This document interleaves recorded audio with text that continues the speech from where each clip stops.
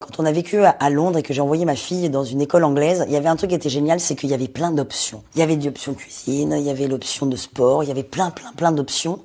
Et elles avaient des coefficients parfois qui étaient aussi forts qu'un cours de maths. Et ça, c'est génial parce que ça permettait à des enfants de découvrir plein de choses. Je ne sais pas maintenant si c'est comme ça. Mais à l'époque, si vous ne faisiez pas des maths, vous étiez une catastrophe. C'est que vous n'aviez pas d'avenir. C'est ça. Quand vous faisiez littéraire, on était les feignasses. C'était fou. Je ne parle même pas de l'époque des gens qui voulaient faire du manuel.